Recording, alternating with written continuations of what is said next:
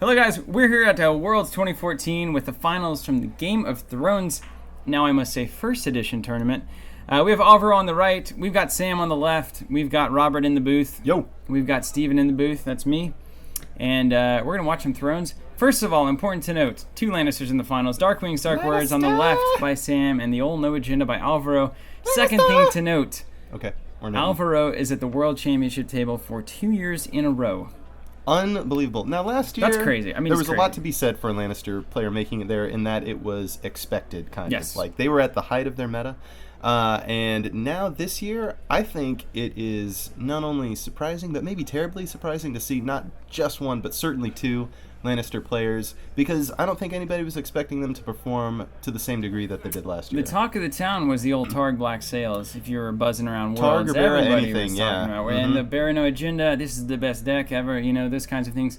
And yet 2 Lannisters sweep it up with what I can only believe are strong fundamentals. Mill your strong guys and win challenges. It's the only house that matters and the only game that matters. Apparently.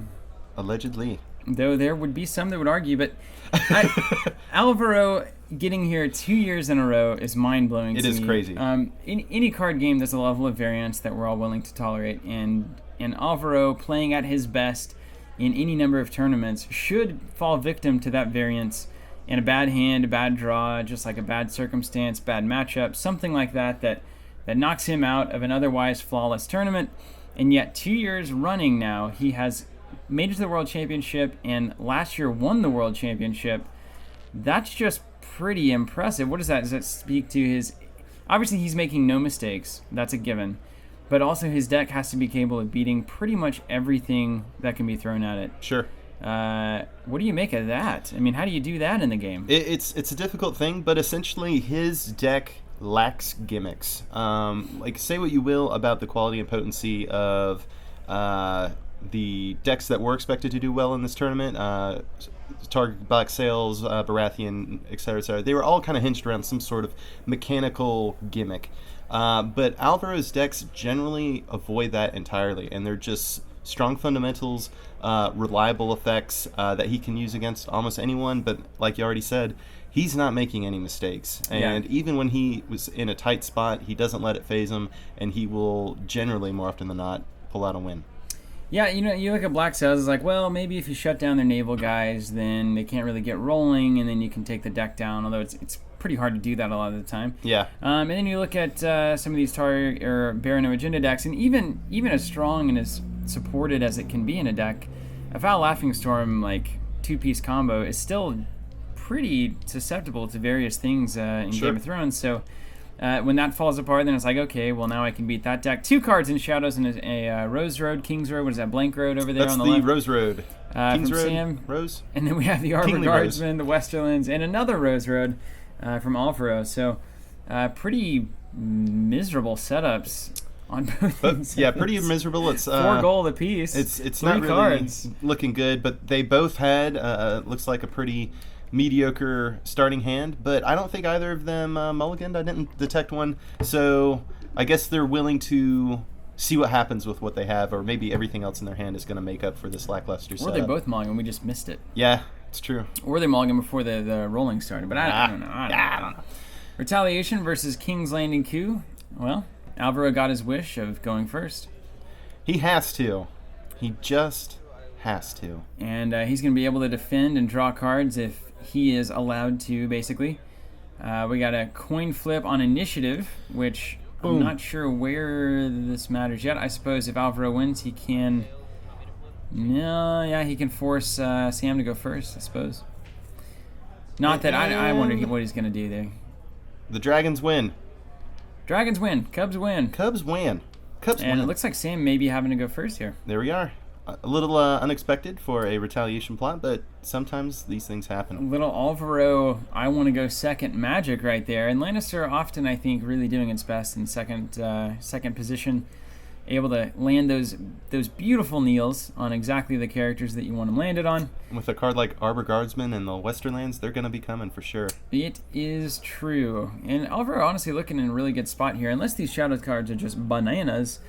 Could see any number of things out of Shadows here. So I'm going to keep my eyes peeled. Mm-hmm. Looking, waiting, hoping. Wishing, dreaming. Both players, if memory serves, are running not terribly unexpected Shadows cards. It's Shadows Varys, various King's Guards, Shadows Tyrion, that kind of thing. Just solid roundhouse, awesome, great all around. Do we happen to know the reports out of Worlds? Even us, we were pretty busy during the whole grotesquerie. Thing. Ooh, the grotesque. No one ever plays that Wow. card. Let me assure you of that. That's a often unseen card. Yeah, that's pretty wild, man. I'm already very intrigued. Yes. Okay, and it has infamy, and then any character participating in a challenge with it that has a military icon doesn't count its strength. All right. Well, I'm glad that this made the cut. I'm glad because the East trade is really underappreciated. That's right. Another guardsman. Guardsman, and let's we're gonna kneel harry. some dudes and get some money. Yes, cash for days and days. Westerland's kneeling out the Rose Road there, and he's going to get 4 gold for that. Look at this start, man. This is crazy. Arbor Guardsman. This is one of Alvaro's, I would say, almost signature cards. He plays it more reliably from the footage we've at least seen of him playing than any other person I can remember who really likes Lannister, at least. Well, he's doing something right, I'll tell you. Yeah. Look at all that gold. Card and Shadows. Oh, it's and a Cersei. Alvaro with a storming start here, and Darkwing's Dark Words having to ask questions about whether or not these events drawing cards is going to make up the difference between these no agenda tricks that Alvaro has. He's going to be able to search out his deck for any character during this game. He's going to be able to drop Alaris if he so chooses. And I'm wondering if that's ultimately going to be a better deal. And we're going to see who's going to get the better of it here. Shadows cards are coming. Is that a Varys in Shadows we see over there? I think so. I think it is. Well, not going to do nothing. Yes, I would, Kent. And then worth noting here that I think Darkwing's Dark Words was a bit of a dark horse agenda. Absolutely, as it should be. I mean, this is a weird agenda. This is an agenda that I can't make heads or tails of. I don't like it, and I don't know why. That's right. Sometimes you don't need to know why. That's right. I just don't like it. Just feel it. Shadows There's Tyrion. Plus 2 strength. Both and players are something. running that card. I can guarantee you that. He got cool again. He got very cool again with all these King's Guards floating around. Popping in and out of Shadows. No Shadows for Alvaro. I think he has a Varys he's sitting on there. And that's not going to do much right now. Dueling Varys. He will continue to sit. And look at that handful of events over there in Sam's. I know. That is going to play a pretty significant impact here, honestly. It's going to make me like Dark Wings, I'll tell you that. Well, it's kind of dependent on being played out of a house that has a wide range of good events that you're willing to run just one copy of on the off chance it's going to do something for you. And I don't think necessarily every house can do that. I agree with that. Agreed. The Greyjoys can't. Come Greyjoys on, can't. That was actually the forefront of my guys. mind. The Greyjoys can't. Greyjoys can't. I wouldn't necessarily even say the Baratheons could. That's fair but I too. think maybe Stark, Targaryen, Lannister are the best options. Stark has definitely shown itself to be a good Darkwing deck. It's been floating around quite a bit. I know that Kyle did well with it, and then our own Sean Clemens has done pretty well with it as well. Well as well. What are we doing here? I bet this is going to be a military challenge. Well, 2-claim military, I'm only assuming Tyrion has stealth. That's going to really help to clear this board out. Tyrion does have stealth, and then he probably picked up a keyword as well, and plus 2 strength. Let's see what happens. Oppose. Defense. Which one you stealthing? Oh, he navels in before stealth, looks like. Nice. Boom. And navels both in before stealth, huh? Can he do that? Yeah. Ooh. Got Yeah, the he had wrong an dwarf. action after the naval. Okay, so there it is. So he kneels the other one. Draws. So And, now, that's going to punch through the 2-claimer. yeah, opposed but lost for Alvaro. 2 characters must die. Let's make sure that's what's going down here. And He's thinking about it. picking him up. There they are. You can't kill Cersei. So there you go. Those precious guardsmen. They did some work. Yeah, I feel like Cersei against a handful of events, it's going to be hard to get her to do anything right now. Yes. She going to get Nelt? What's she going to do? It's nice to see that wrong dwarf actually used on the guardsman there. That's It was a slick move. intrigue challenge for Cersei. Looks good. unopposed. Boy, if he hadn't had that wrong dwarf, Tyrion would have drawn a card off that King's Landing coup for Alvaro. That would have been wicked exchange. Yeah. Takes the Wealth of the Rock out of town. Not a big loss for, what's his name? I forgot. Sam, thank yeah. you. Not a big loss for Sam here. Alvaro doesn't have much in the way of characters right now. Power Challenge follows it up. Classic Cersei play. Intrigue, then power. Just like in the books. Boom. So 3-2-0. This is a decent start for Alvaro, although if you look at the character base, the location base, Sam actually, that 2-claim military really evened things out here. Yeah, it sure did. That's the power of Tyrion there. And with another card waiting in shadows, he's just going to continue to wreak havoc. He's actually so good under a skilled Lannister player's control that you have to consider valoring sooner than you would ordinarily like to, because he can just start steamrolling things, especially once Kingdom of Shadows comes to the forefront. That sounds awful. He's got stealth, 5 strength, Tricon, plus some other keyword that you choose however you need it. It's crazy. He's got a lot of tools, Robert. He really does. It's a card to be feared and admired. Like all good cards, really. Like all good cards. Also worth noting that Let's go to the plots. Alvaro is running city plots, and Sam is running river plots. Schemes versus crossing. Oh, I love cities versus rivers here. This is going to be crazy. So there's a lot of interesting testaments to see who is stronger here. I mean, the interesting thing you've got to think about, a Dark Wings deck running rivers. There's so many cards going through that deck that you literally cannot stop the flow of cards. Impossible. I mean, intrigue challenges for days. It does not matter. They have all the cards in Westeros, if you will. And then Alvaro, the city plots are great. Don't get me wrong. Yeah, but tried they're and true. A lot more focused on very specific situations, whereas cards are always amazing. If there's one thing we know about in Game of Thrones, draw as many cards as possible, probably win the game. So I think Rivers has the best of this, especially when paired with Dark Wings. I see why this deck would be such a strong contender. And certainly better than my Greyjoy Wildlings with river plots, which was a dream ahead of its time. Alvaro puts another card in shadows. 0 gold to speak of. Has a pretty awful board, especially for Cersei schemes here. Yeah, I can only imagine that something juicy is going to have to come out of shadows for him, because otherwise this could be the beginning of a pretty decisive turn and leading towards a Valor at least next turn. And with all of this gold... Look at that economy, yeah. Coupled with all of those cards... He's going to flood it. Oh, man, he's getting very well established. Now, one of the things that Alvaro is definitely missing here is a... what is it? Golden Tooth Mines. One of his favorite cards. And then, worse yet, is he's got a Kingdom of Shadows in play, and at least at present, that's only going to help Sam. Oh, man, stealing the bird. Yeah, you always forget he's not no attachments. Until you put, like, a rusty sword on him, but... Carrion Bird, man. That is the exact thing that Alvaro could not afford right now. Every character mattered for him, even a Carrion Bird, and losing it like that is just not ideal. This is insane. It is insane.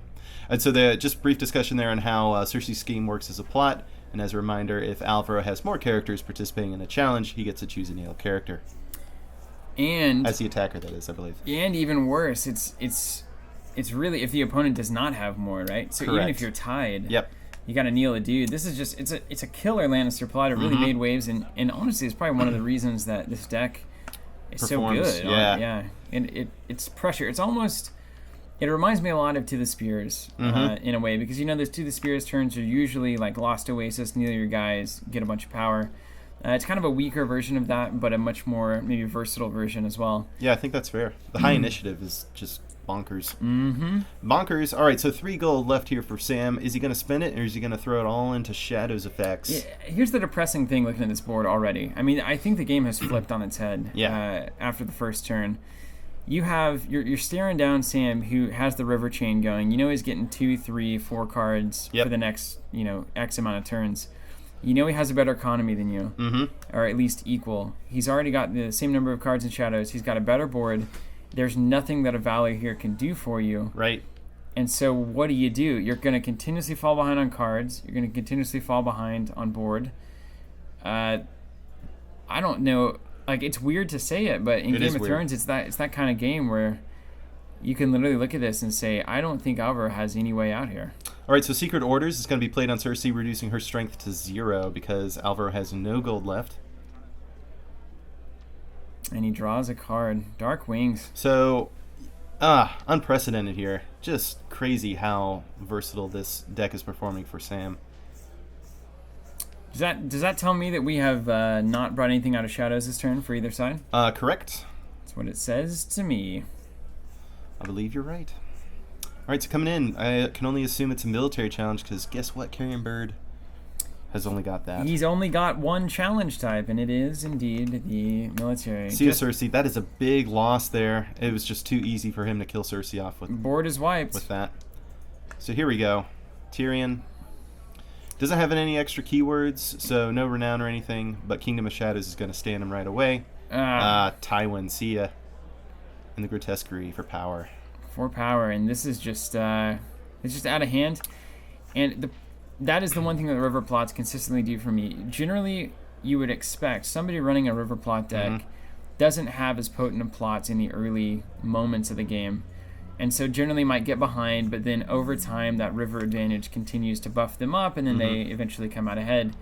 But when you're on plot 2 and you're ahead of the game, and you've got rivers now buffering your win, it's just a steamroller. It turns steamroller really fast here. Now, I think the big deliberation we saw last turn was whether or not, from Sam that is, whether or not he could get control of the board without spending the gold and bringing characters out of Shadows. So that now that he has control of the board, more than anticipating a Valor from Alvaro here, I don't think he has any other option. And he still will have his characters in Shadows to spring back from that when it's played. Yeah, no, I mean, Alvaro's best bet maybe drawn into a bunch of Kneel and having a big turn, to answer maybe a City of Soldiers turn or something.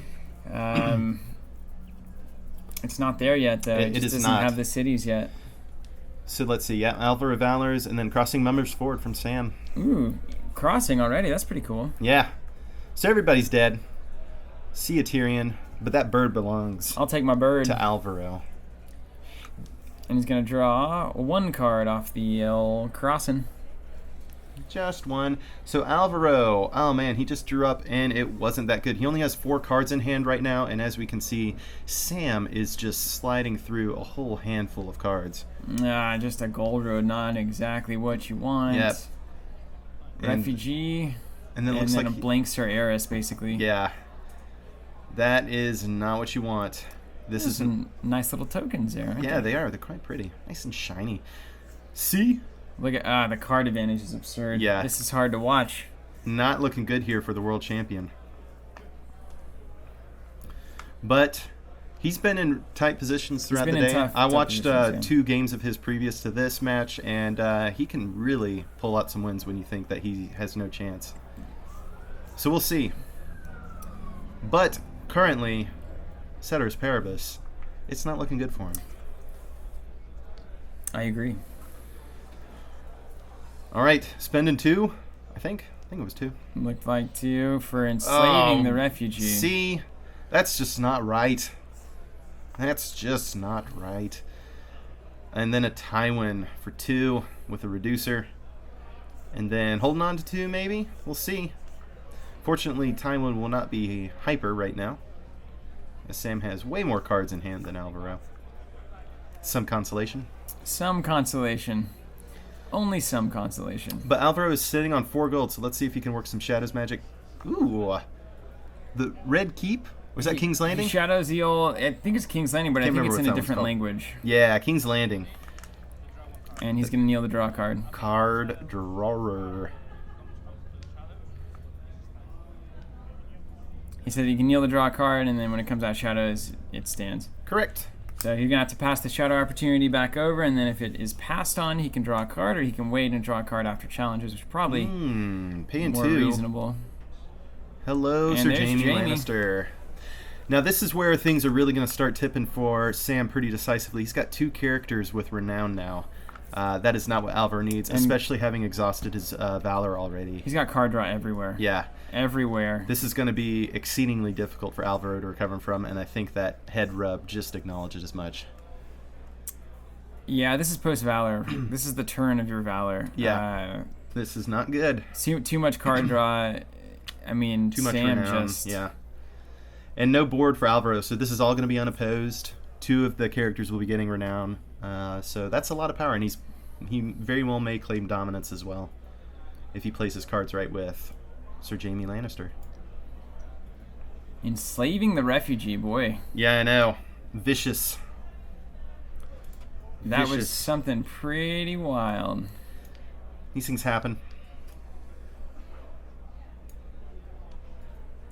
All right, coming in with the Fuji. I assume a military challenge, saving that intrigue for last, so Jaime can stand after it. No, the intrigue already happened. Excuse me. I'm not even thinking, but he could have. But should he have? Probably. It would have helped his dominance position. But then again, getting those cards out early when he only has 2 left is a pretty big deal. All right, so moving on. Plot number 4. I don't know what Alvaro could really play here to turn things around. I might try to kneel those characters with like a City of Sin, but that's just going to be a stalling action. Sam's at so much power now, he could pretty easily win this turn if he wanted to. Boy, it just happens pretty quick, doesn't it? It does. All right, so we've got, I believe that's Above the Sorrows, and then a City of Sin, yeah. Kneeling Tywin for that City of Sin. And we're moving on to draw phase.